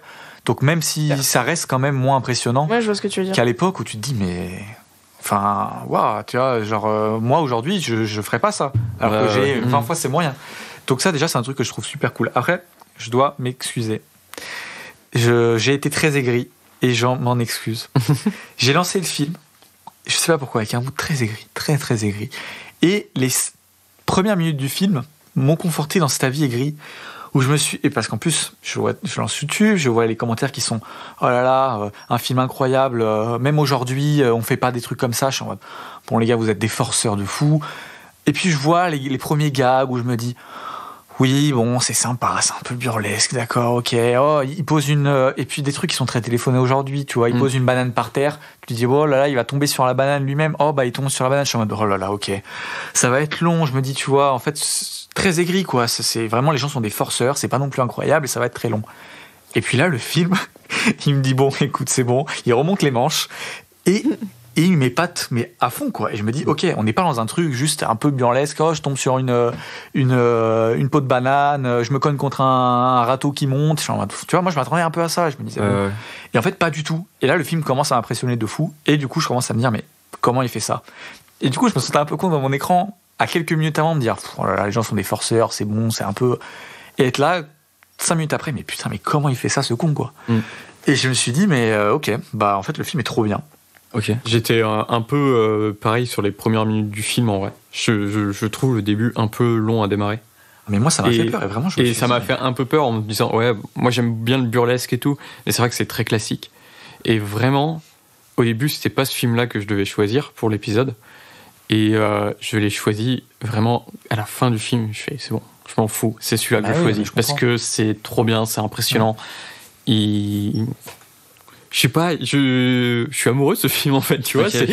Il y a un côté, ouais, je sais pas, j'ai envie de le revoir quoi maintenant. J'ai tout le temps envie de le revoir, j'ai envie de l'avoir en fond. Passe super vite quoi. Okay. Et ouais, en plus il est court, donc il passe super vite, il est court. Et il est impressionnant, enfin la cascade en moto quoi. Je reviens toujours pas. Moi, il m'a vraiment pris à fond quand ça avec l'écran. L'écran. Et là, je me dis bon, ok, j'avais envie de me tarter pour avoir pensé ce que j'avais pensé quelques minutes plus tôt, quoi. Ouais, je vois. Donc, et il fait un peu durer en plus ces trucs et tout. C'est vraiment cool. Mais oui. C'est un peu comme quand on parlait de Chaplin qui fait durer ses blagues. Là, c'est pareil. Il fait vraiment durer aussi à la fois le côté technique du truc et aussi son côté cascadeur qui était très connu à l'époque, il le fait durer et tout, et tu prends un kiff énorme. Ouais. Et vraiment, du coup, à part dans les premières minutes, c'est jamais facile. Ouais, je trouve. Que du coup, j'avais eu peur dans les premières minutes en me disant bon bah on va avoir du vu et revu. Mais voilà. Ok. Et j'ai quand même une question. Parce qu'il y a, je viens de me souvenir un peu des films de Chaplin du coup où t'as quand même cet effet très saccadé. Bon, en dehors du fait que du coup en termes d'images par seconde, il y en avait moins. Mais il y avait aussi un peu il me semble une volonté de Chaplin où genre même le personnage il bougeait un peu comme un robot, c'était un peu saccadé. Est-ce que t'as le même truc là-dedans ou pas? Non, beaucoup moins. C'est pas le même personnage que Chaplin, c'est vraiment un autre personnage. Buster Keaton, c'est vraiment l'antithèse de Chaplin. C'est le mec qui rigole jamais, on le surnommait l'homme qui souriait jamais. Okay. Et qui, là où Chaplin, ses gags parfois lui arrivent malgré lui, c'est souvent lui qui les provoque. Ouais. Là, Buster Keaton, c'est tout l'inverse. C'est pas lui qui provoque les gags et du coup, ça lui arrive sur la gueule. D'accord. Et il reste toujours stoïque. Et c'est ça aussi qui va créer le rire. Et très différent de Chaplin, du coup. Ok. Mais voilà. Et pour revenir à cette histoire d'espace filmique, il y a une scène d'un Chaplin dont j'ai oublié de parler. C'est la scène de boxe dans Les Lumières de la Ville. Elle est exceptionnelle. Elle est exceptionnelle et c'est... Là, tu reparles un truc de la première partie. Ouais, un petit peu. Faut resituer, parce que ceux qui viennent de commencer disent quand est-ce qu'il n'y a pas d'espace filmique, on est où là? Pardon, de la première partie, je parle de l'espace filmique et on retrouve un peu ça dans mon film avec Buster Keaton. C'est vraiment qu'on voit plus aujourd'hui. C'est cette idée vraiment d'avoir deux acteurs qui vont vraiment bouger et le gag va se créer. Et de la scène de boxe des Lumières de la Ville, c'est trop bien. En fait, c'est une danse, c'est une chorégraphie et c'est trop bien. Et quand tu vois que c'est dans quel film? Dans Les Lumières de la Ville. Okay. Est-ce que c'est un peu genre quand tu parles de ça, d'espace et tout, est-ce que tu parles un peu des gags comme La Panthère Rose, on va dire? Ouais, il y a un peu de ça, tu vois. Okay. Et du coup, Buster Keaton aussi va prendre cet espace filmique pour en faire quelque chose d'assez incroyable. Et juste parce qu'ils sont limités techniquement à faire des plans fixes, enfin, ou presque fixes, la caméra parfois pas note, mais ils sont limités et les gens s'amusent vraiment dans cet espace et tu vois plein de trucs. C'est génial, vraiment. Buster Keaton va s'en servir pour ses cascades et c'est impressionnant, quoi. Okay. Tu vois pas le truc. Je sais pas comment expliquer, là où on peut voir aujourd'hui un cascadeur, tu vois, tu te dis ok, je vois le truc. Là, tu vois pas le truc. Ok. Et c'est aussi pour ça que j'aime beaucoup les films de Jackie Chan. Voilà. Ok. Écoute, je pense pas avoir grand chose à te demander. Je sais pas si vous avez des choses à rajouter sur ce que Lou a dit sur le film. Non. Ce que j'avais à dire. Moi, j'ai plus rien à rajouter. Et bah écoute, Deka, je te propose d'enchaîner. Ok. Alors, j'ai pris beaucoup de notes. J'ai pas mal de trucs à dire. Allez, dans 8 heures. Ouais. Non, mais parce qu'en gros, pour faire. Alors, j'avais un peu commencé à le dire dans la première partie, dans les films qu'on n'a pas choisi et comment j'ai choisi ce film. Mais en fait, là où le film de Pauline et celui de Louis, je trouve, ont vraiment un truc, comme je disais dans la première partie, d'extraordinaire qui te surprend et te laisse sur le cul. Ouais. J'avais pas ça à proposer dans les films que j'avais vus. J'avais des bons films. Je pense que si j'avais dû prendre mes préférés, j'aurais sûrement pris les films de Naruzé, qui je trouve sont des très bons films. Alors ce film-là est aussi un bon film, mais en fait je me suis dit, bon, on parle du muet, on est sur quasiment il y a 100 ans. Qu'est-ce qui serait intéressant ? Qu'est-ce que tu peux apporter d'autre que vraiment de l'épanouissement de malade ? Je me suis dit, on va avoir une vision plus historique et on va se dire, en fait, à cette époque-là, quel était le film qui faisait sensation ? Quel était le film qui était mis en avant, un peu le blockbuster de l'époque ? Bon, le mot est évidemment anachronique, mais on comprend ce que je veux dire. Et donc, dans ces cas-là, je me suis dit, on va prendre Ghost de Tokyo, excusez-moi, j'ai eu un petit trou, de Ozu, parce que, alors à cette période-là, c'est déjà le film muet le plus connu, le plus plébiscité d'Ozu, mais c'est surtout un immense carton, vraiment. Alors, là, je vais parler un peu de pas mal de trucs, et donc j'aimerais citer 2 livres qui m'ont aidé à un peu présenter, qui m'ont aidé à présenter le film. C'est déjà Ozu hors champ, sérénité et turbulence, un complément biographique au carnet d'Ozu de Teruo Yasuo. Oui, Yasuo, pour ceux qui qui a été du coup édité par Carlotta. Donc c'est un complément. Alors en fait, il y a les carnets d'Ozu qui sont les notes qu'a pris Ozu un peu pendant toute sa vie. Et donc Yasuo est venu rajouter un complément biographique, un petit peu des petites notes pour donner un peu du contexte à tout ça. Donc c'est super intéressant. Et Yasujiro Ozu, une affaire de famille, par Pascal Alex Vincent, édité chez Carlotta, où il revient sur tous les films d'Ozu. Big up au frérot. Alors, avant du coup de parler du film lui-même, j'aimerais quand même, du coup, parce que quitte à faire un truc historique, et en s'en servir, donnons un peu de contexte. Et déjà, je voulais parler un peu du muet chez Ozu.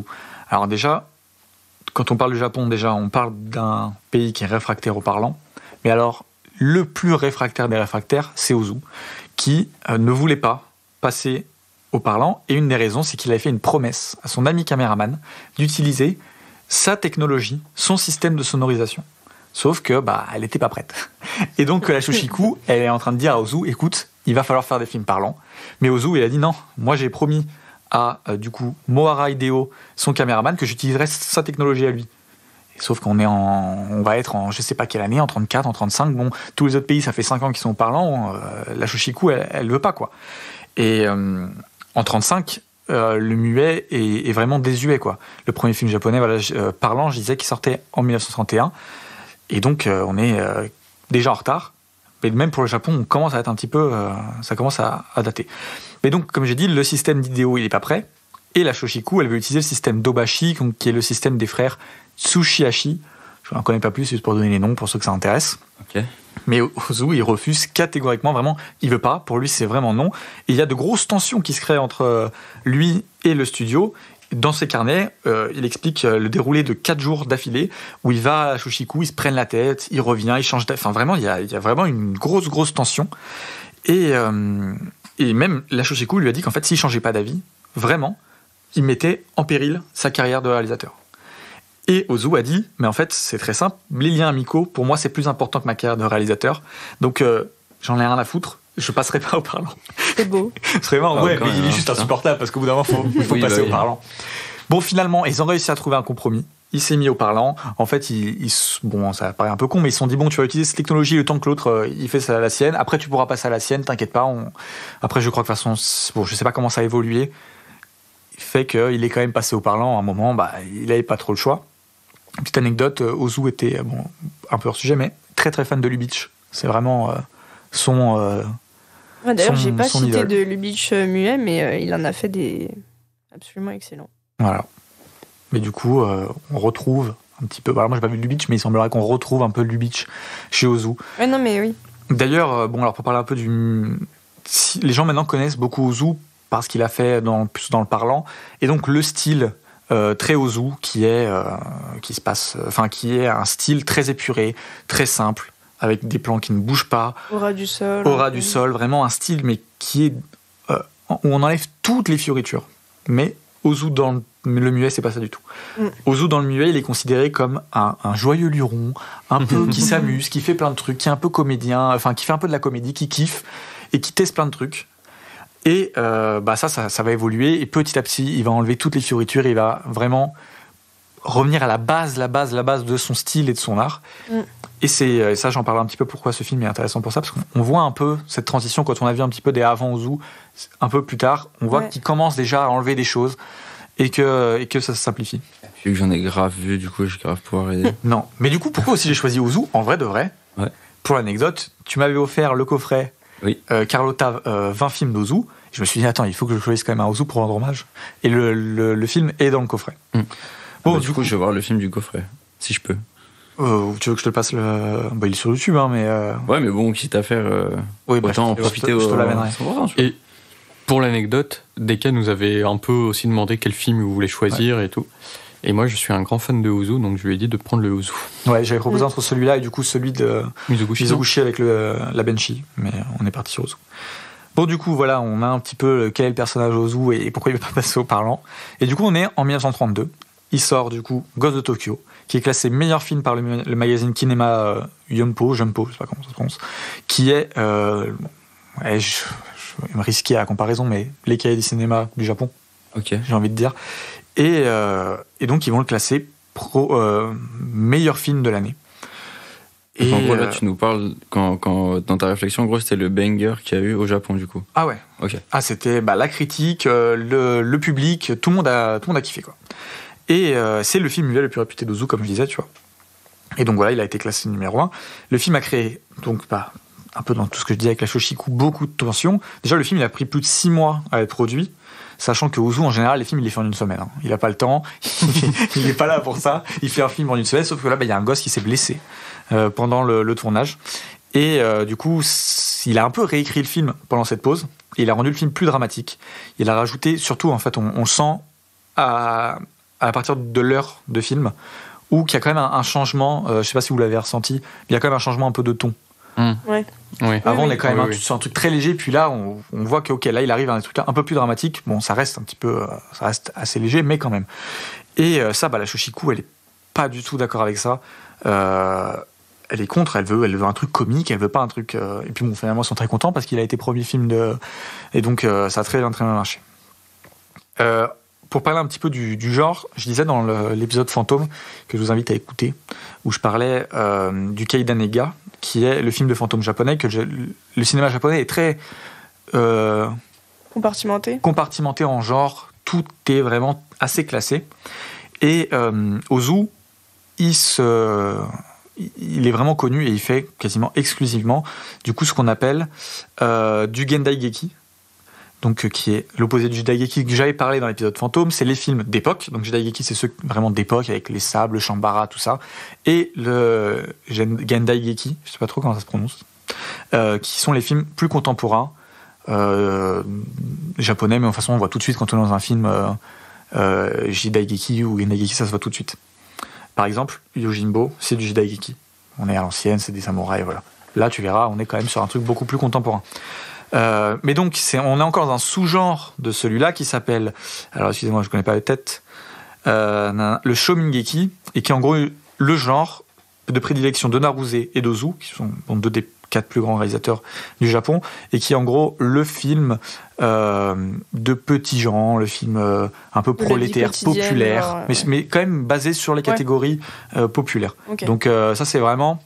Pour situer un petit peu au niveau du genre, donc voilà, comme j'ai dit, voilà un genre qui met en avant la classe populaire et dont Ozu et Naruse sont les plus emblématiques, bien sûr.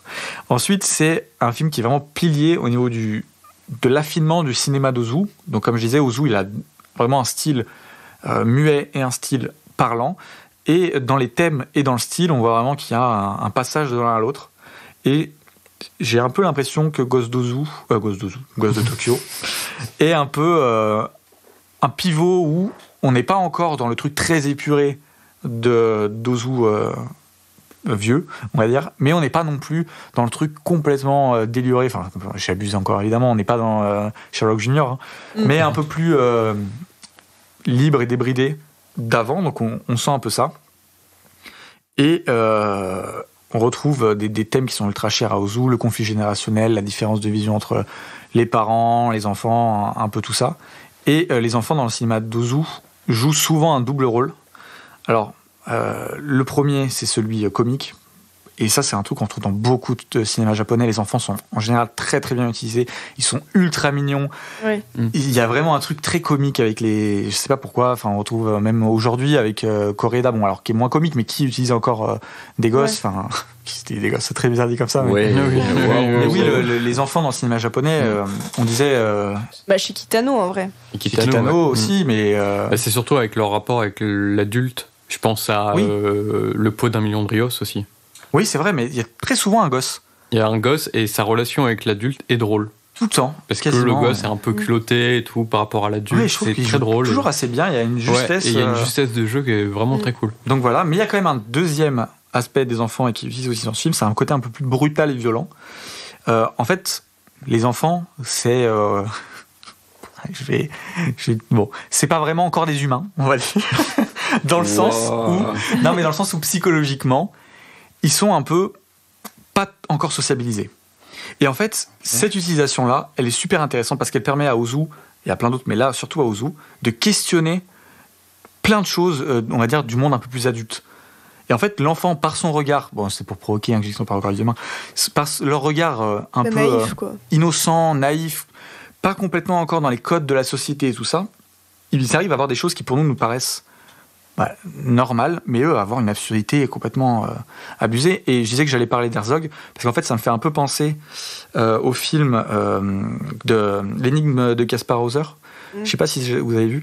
Je l'ai pas vu, mais je vois ce que c'est. Ou pour le coup, alors Herzog c'est l'histoire en fait de Kaspar Hauser qui est un homme handicapé. Oui, non. Oui, qui a une certaine forme d'autisme, enfin, qui je pense. Je l'ai vu il y a longtemps, je sais plus exactement, donc je ne vais pas dire de bêtises, mais en gros, c'est ça. Et en fait, par sa vision un peu hors des cadres un peu très social de la société, il arrive à remettre plein de choses en question, et finalement, tu te dis, mais en fait, c'est lui qui a raison. Et en fait, c'est un peu nous, les cons, dans l'histoire.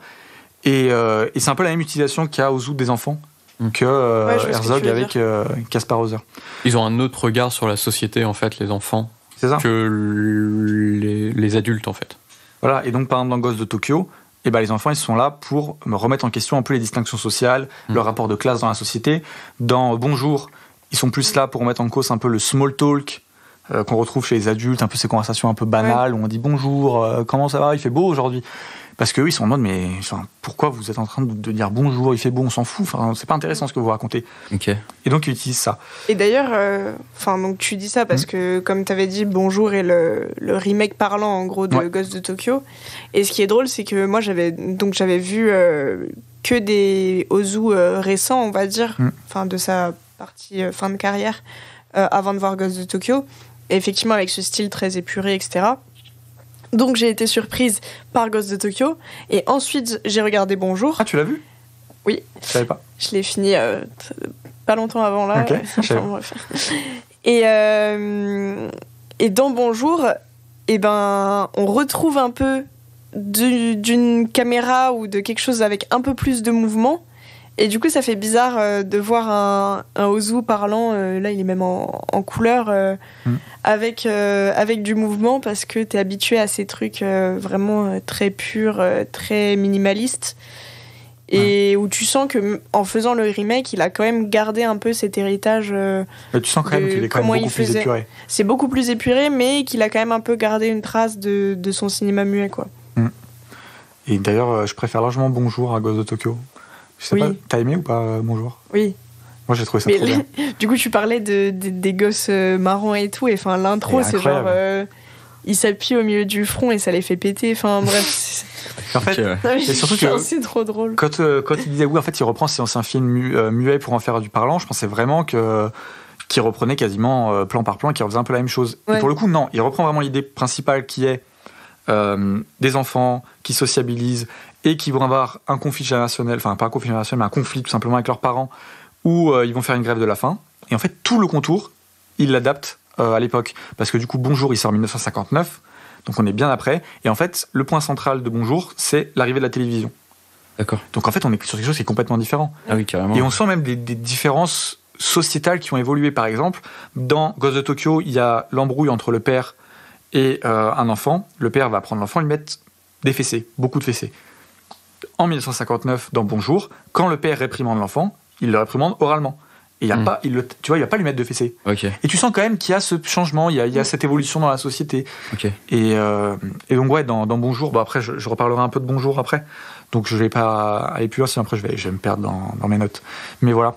Mais du coup dans le livre de Yasuo, il dit chez Ozu, ce ne sont pas seulement les paysages qui sont nature, ce sont les enfants qui sont nature.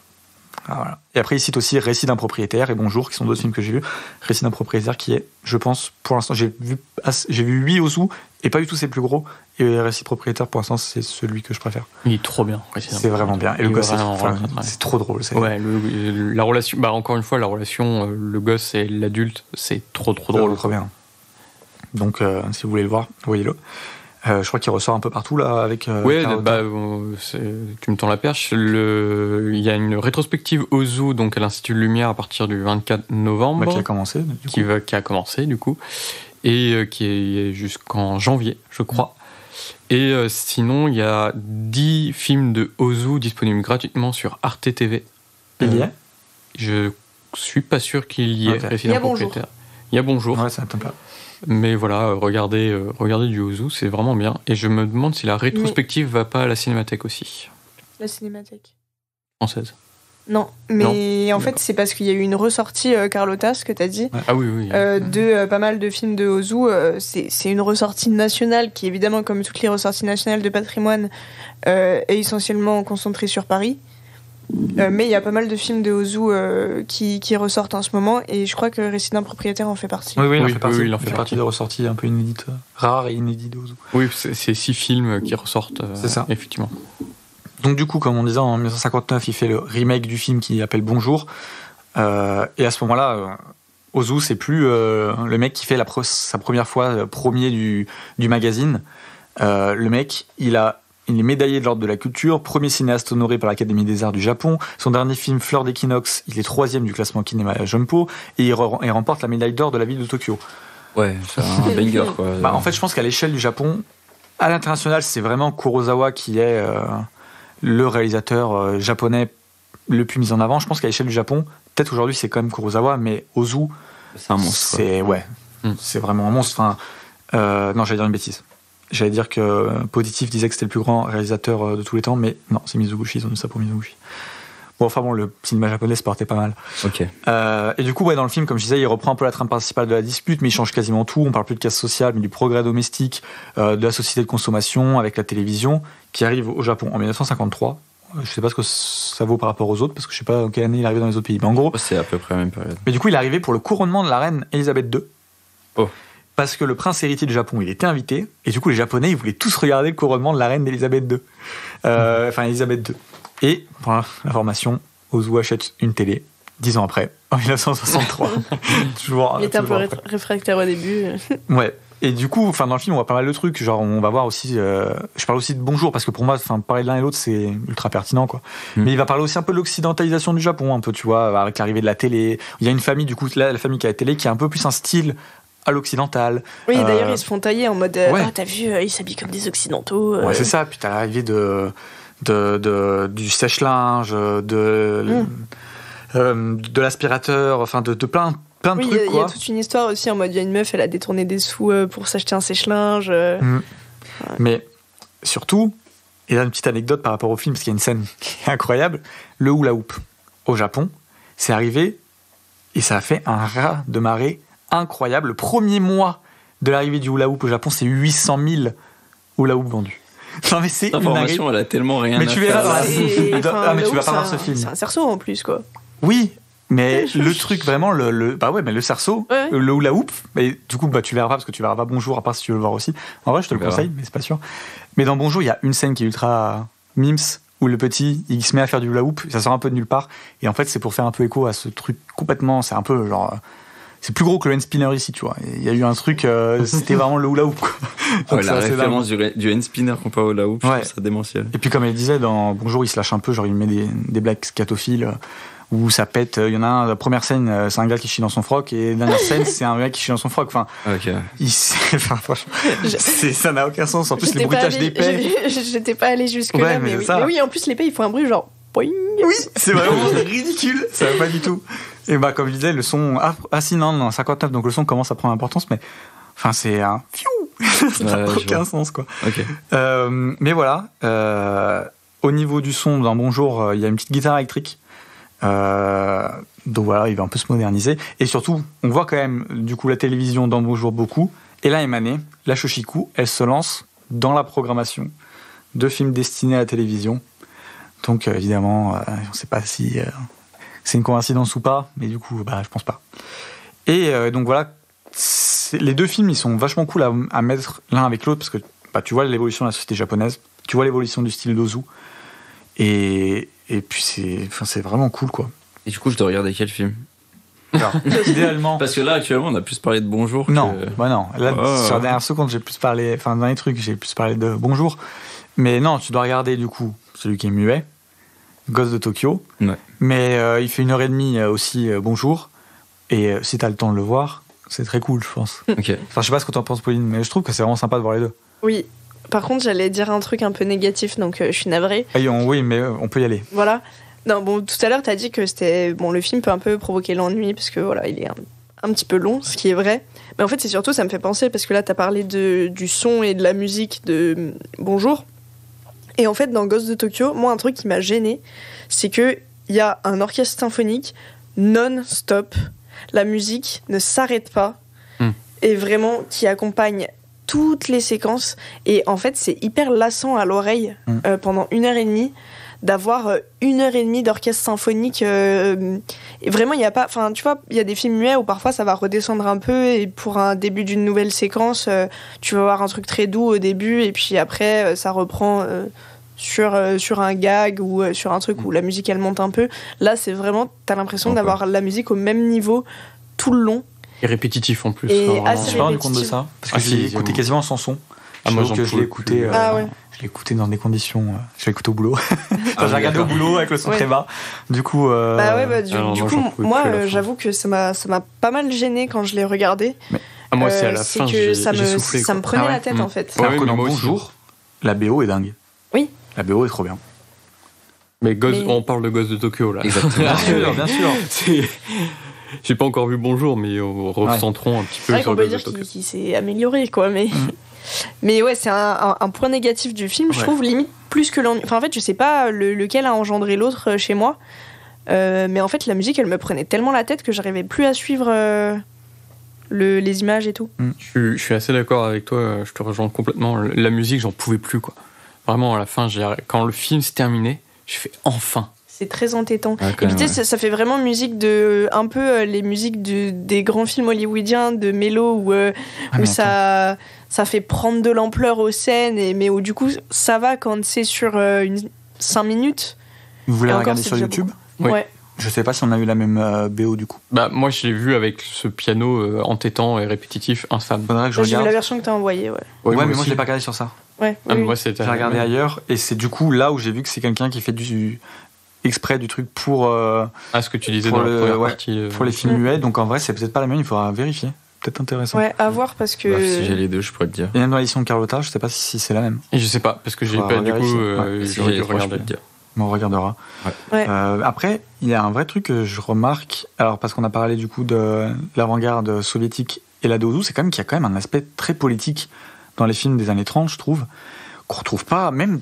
Alors on va dire que tu parles toujours de Bonjour, mais c'est pour parler de Ghost de Tokyo, c'est que dans Ghost de Tokyo, il y a quand même un vrai propos de de distinction sociale, en fait, ça va pas être un grand spoil, on parle de... Voilà, si vous voulez vraiment pas savoir de quoi ça parle, avancez, mais je vais dire en gros, le père des enfants fait... En fait, à un moment, ils vont dans... Bon, non, je vais pas aller si loin dans le spoil. Mais en gros, il fait un peu le foufou pour amuser son patron. Ce que les enfants n'ont pas du tout accepté. Et eux, ils s'en demandent, mais attends, pourquoi t'es vraiment en train de t'abaisser comme ça face à ton patron, en mode, mais t'es vraiment une merde. C'est super intéressant parce qu'en fait, Ozu parle de quelque chose qui existe dans la société japonaise et qui existe encore aujourd'hui. Bah, qui existe dans toutes les sociétés, mais au Japon, c'est vraiment chaud de ouf. C'est vrai qu'il y a un truc encore plus... Et effectivement, c'est social, politique et tout, et je trouve ça limite un peu révolutionnaire. Hein. Déjà, en muet, en 32... Et moi, je vois mais ça, Ozu... j'étais en mode, ah ouais, il parle de ça déjà dès cette époque. C'est parce quand même, que Ozu, Mizoguchi, alors Naruse, je sais pas, mais je pense aussi, ils sont très influencés par le marxisme. Ouais, bah c'est pas étonnant. Donc c'est très présent. C'est clairement pas étonnant, voilà. C'est vraiment très très bien. Et t'as oublié de dire un truc sur Ghost de Tokyo, moi je trouve, c'est que le film est un peu drôle, en vrai. Oh, je l'ai dit quand même que c'était comique. Si, j'ai dit que les enfants avaient deux rôles, un comique. Oui, mais là, il y a un moment où je le trouve vraiment drôle, et c'est pas les enfants qui provoquent le rire. Ah ouais. C'est le moment où ils regardent le film, là, justement, un petit film, et tu vois le patron traîner avec des geishas, et puis il y a une scène avec sa femme et tout. Je sais pas, je trouve ça un peu drôle, un peu burlesque. Le film est sympa, oui, bah ça c'est sûr. C'est... Au-delà du drame, enfin, je trouve qu'il y a des scènes vraiment cool aussi pour décompresser de ce qui se passe. Bah, du coup, tu vois, c'est ce qu'on disait de l'utilisation des enfants pour dire, mais pourquoi t'es en train de te rabaisser face à lui, quoi. Et puis, il y a une question plus vaste, c'est que les enfants se disent, attends, moi, le fils de ton patron, on est meilleur que lui à l'école. Et ça veut dire que moi, quand je serai vieux, je vais devoir aussi lui lécher le cul, comme toi tu fais, alors que moi, j'ai pas envie. Moi, je suis meilleur que lui à l'école, pourquoi... Et donc, il y a vraiment... Il y a tout un questionnement social là-dessus, et je trouve que c'est quand même beaucoup moins présent aujourd'hui. Il y a beaucoup de films un peu... au Japon ? Non, dans le cinéma en général, je trouve qu'en fait, il y a beaucoup de films politiques, mais c'est très... c'est pas aussi marqué qu'avant, je trouve. Ou alors c'est très ciblé sur un problème politique, tu vois. Oui. Ouais, peut-être. Après, c'est aussi peut-être l'époque. Sur ce rapport de classe, je sais pas. Je sais pas. Si, après, moi, j'en vois qui va pas plaire, mais La vie d'Adèle. Non, oui, mais... Je sais pas, il y a vraiment... Tu sens le marxisme dans... Après, c'est dû à la période, dans l'année pour... Oui, bien sûr. Mais tu la vois moins maintenant. Et si t'as des réalisateurs, et là, ça va pas te plaire à toi, qui, pour le coup, sont très politiques, comme Ken Loach. Oui. Je pense qu'on peut critiquer sur pas mal de trucs, mais pas sur le fait qu'il a un cinéma très politique. Non, bien sûr. C'est pas ça mon problème avec lui. Oui, je sais. Mais bon, c'est pas le sujet, ne partons pas sur Ken Loach. Mais donc voilà, en vrai, j'ai quand même dit pas mal de trucs. Oui, je pense. Je t'avoue, je suis un peu perdu, parce que j'ai eu l'information de 2 films pour 1. Ça va, j'ai quand même fait, j'ai fait un bon truc, j'ai parlé au début d'Ozu et du muet, après de son film, le premier, et après du deuxième. Ouais, mais c'est un peu... Bref, ça fait beaucoup d'informations pour un film quand on en a 2, tu vois. Ouais, c'est vrai. Du coup, j'ai pas de question. Aucun truc particulier. Ouais, non, bah... Est-ce que c'est pareil, du coup, la question de Louis, est-ce que t'as ce truc un peu saccadé ou pas ? Non. Bah non, comme je te disais, le cinéma japonais, t'as pas vraiment trop ça. D'ailleurs, t'as un jeu beaucoup plus naturel dans Ghost de Tokyo que ce que tu peux retrouver dans le cinéma américain muet de l'époque. Et ça, je trouve ça tellement paradoxal de se dire que quand on regarde le cinéma japonais là, on dit c'est beaucoup moins caricatural, alors que le cinéma japonais a vraiment le truc de dire c'est un cinéma ultra où les acteurs surjouent énormément. Alors que vraiment à l'époque tu te dis bah non, c'est vraiment... Enfin, je trouve qu'il y a un truc très paradoxal là-dedans. Donc, voilà. Peut-être qu'ils ont plus d'empreintes du théâtre que nous maintenant. Ah oui, c'est ça. Ah bah de toute façon, c'est le théâtre à fond, ouais. Ok. Bah ouais, j'ai tout dit. Écoute, j'ai rien à rajouter, je sais pas, Pauline et Louis. Bah non, moi faut que je vois Bonjour. Je pense qu'on a tout dit aussi. Je suis en train de réfléchir. Les gens qui nous écoutent doivent regarder Bonjour. Non, alors ils doivent. Ok. Ils doivent Arte, on rappelle que c'est sur Arte. Oui, gratuitement. En vrai, si pour les gens qui nous écoutent, Bonjour. Non, regardez les deux. Regardez, c'est trop important de regarder les deux. Enfin, trop important. J'abuse, mais Bonjour est mieux si vous devez choisir. Mais Frigo, tu dois regarder Ghost de Tokyo. Oui. Mais bon, super. Voilà. Écoute, on va peut-être donner. On a fait le tour, hein, oui. Ouais. Alors, le podcast est trouvable sur les réseaux, sur Twitter et Instagram à Studio 7pod, mais aussi sur Letterboxd, Studio 7, dans lequel on mettra normalement les listes qu'on fait à chaque fois. N'hésitez pas à proposer des films, parce que si on n'a pas assez de films dans les listes, donc n'hésitez pas à proposer les films aussi que vous voulez, donc vos films muets, etc. Lâchez-vous, et n'hésitez pas aussi à partager le podcast autour de vous. Ça fait énormément plaisir, et c'est quand même un petit peu de travail. Nous mettre des bonnes notes plaisir. sur Spotify. Exactement. Retweeter, partager. Faire des retours, machin. Exactement. D'ailleurs, pour Teen Movie, on a eu une personne, j'ai pas son hâte sous les yeux, mais qui nous a fait un DM Instagram pour répondre à certaines questions qu'on pose dans l'épisode et nous faire un petit retour. Et ce genre de choses, c'est vraiment très agréable, donc merci à lui. C'est bien vrai. Et on lui propose de regarder Bonjour. Non, mais donc voilà, en fait, je réfléchissais tout à l'heure. Et du coup, voilà, si vous voulez nos réseaux à nous personnels, vous les trouvez via Studio 7. On va pas refaire le tour, on l'a fait pendant 3 saisons. On n'en peut plus. Exactement. Mais je cherchais, en fait, j'étais plus sûr de l'épisode du prochain thème, et donc de l'indice que je devais donner, parce que j'ai absolument pas préparé d'indice. Et moi, tu vois, déjà, je te laisse le temps de réfléchir, parce qu'il me semble que notre podcast est lié à une association. Voilà, et moi je réfléchis. Qui s'appelle Super Seven. Super Seven. Vous pouvez aller sur super7.fr, on fait plein de trucs, il y a nos actus. Peut-être bientôt il y aura des actus sur le podcast si quelqu'un se chauffe à les faire. Mais il y a tous nos réseaux, principalement, où on dit tout ce qu'on fait. Est-ce que, Deka, tu as trouvé ton indice ? Non. Moi j'en ai un en vrai. Peut-être un peu facile. Moi aussi j'en ai un. J'ai que des trucs trop faciles, mais vas-y. Ouais, c'est vrai. Non, en fait c'est trop facile. Non, mais moi aussi c'est facile, mais. On n'est pas du tout dans notre confort là. Peut-être pas. On va peut-être s'arrêter là-dessus. On va s'arrêter là-dessus. Allez. Écoutez, on se dit dans 2 semaines normalement, parce qu'on fait une petite pause maintenant entre les thèmes. Et pour ce nouveau thème qui nous est très inconfortable, on dirait. Allez, salut. Salut.